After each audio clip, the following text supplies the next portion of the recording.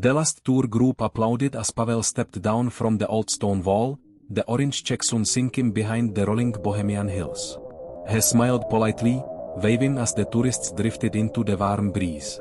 He always ended his summer tours the same way, with a history lesson wrapped in charm, humor, and the pride of a man who knew every stone, every legend, every silent ruin of his homeland. But today, as the crowd dispersed, he felt a tug in his chest. A subtle one, but insistent. He gathered his equipment, the familiar weight of the Gaetes flag in one hand and his leather satchel in the other.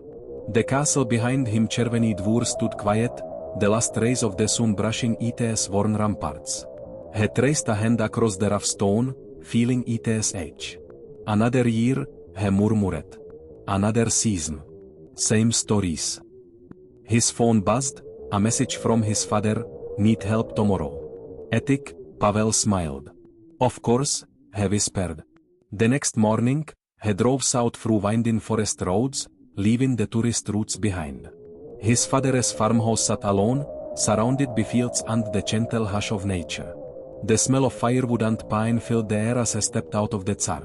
His father waited outside, sleeves rolled up, broom in hand.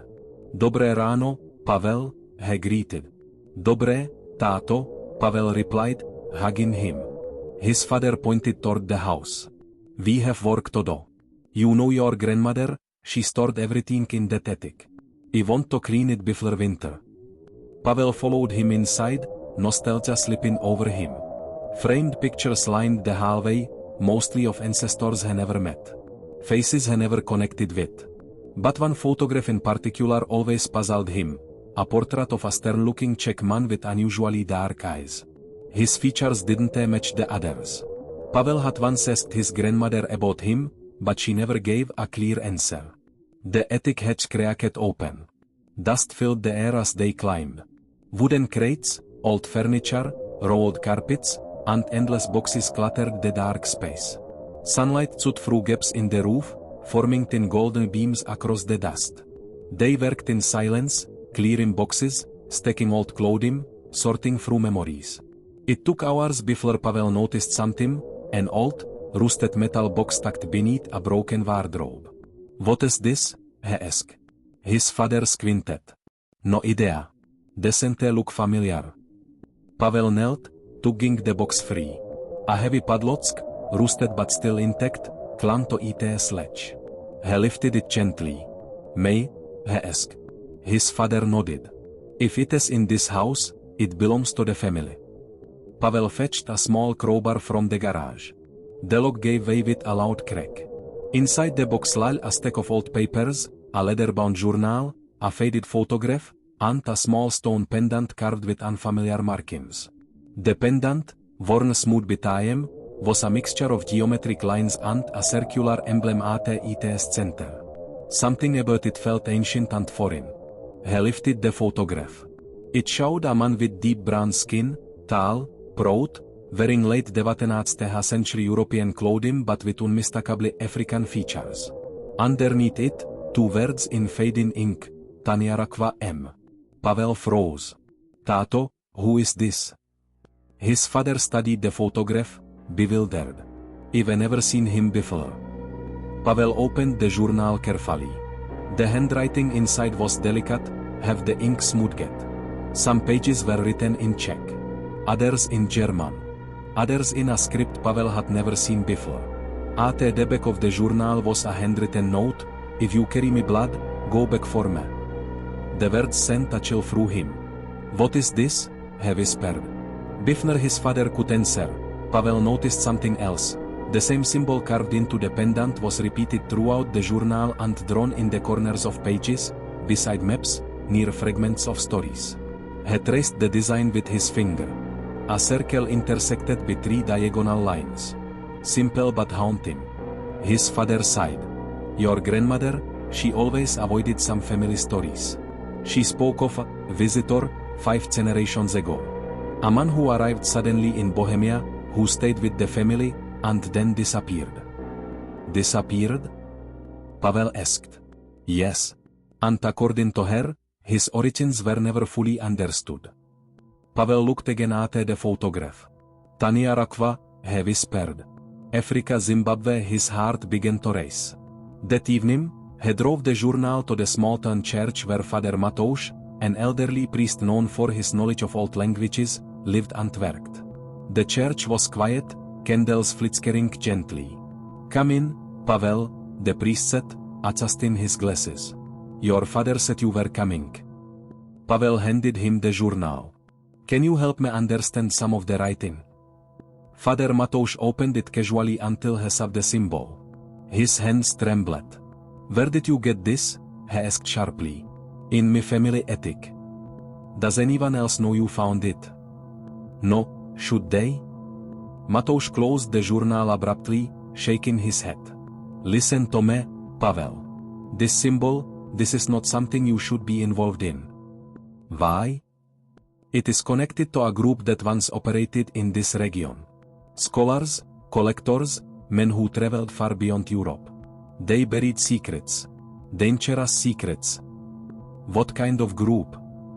The priest lowered his voice. "The Danubian Circle." The name meant nothing to Pavel. "I can translate the Czech and German pages," Matouš continued, "but the third language, this is African. Schona, perhaps. You need a specialist. But Pavel, be careful. There are people who would not want this journal seen." "Because of the symbol?" "Because of what it unlocks." Pavel swallowed. "So, you believe my ancestor came from Africa?" Matouš hesitated, then whispered, "I believe the truth may be much larger than one man." When Pavel left the church, the air felt colder than before. A strange anxiety crept into him. His footsteps echoed loudly, and several times he turned around, feeling watched. When he reached his home, the gate was slightly open. The mailbox hung crooked. His heart tooted. Then he unlocked his door and froze. The journal he left on his table was moved. Someone had been inside. The next day, Pavel was on the first Riojet bus to Prague. He had to meet Dr. Marek Vávra, an expert in African languages at Prague University. There, he showed him a few pages copied from the journal. Dr. Marek's eyebrows lifted. "Where did you get this text?" "It is, from my family." "This is Schona," Marek said. "A language from Zimbabwe. Very old script. Not commonly written in European journals." He paused, scanning the pages further, until he suddenly stiffened. "Oh no. What? This symbol. Pavel, this is not good." He closed the book, hands trembling slightly. "You must be careful. Do not take this to any museum in Austria, or Hungary, or Krakow. If the Danubian Circle still exists." "You know about them?" Pavel asked. Marek nodded. "More than he should. They operated across Central Europe in the 1800s. They traveled to Africa, Asia, everywhere. Their goal was to preserve knowledge, but their methods were questionable. They erased entire histories. They hid others." "And my ancestor?" Marek sighed. "If he crossed paths with them, Pavel, they may have erased him on purpose." Pavel felt his chest tighten. "So what should he do?" Marek hesitated.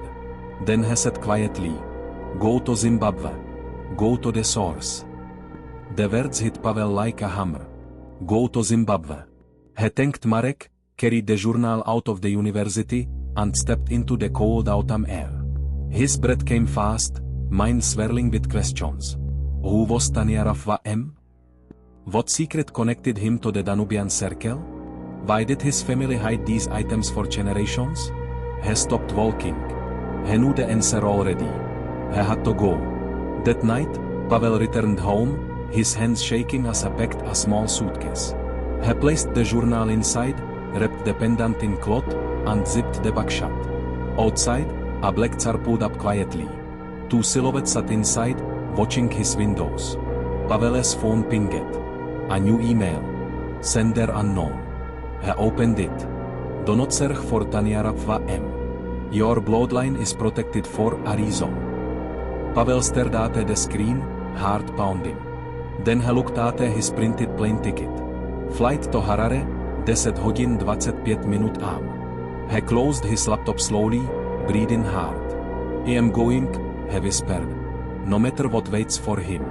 No matter who followed. His journey had begun.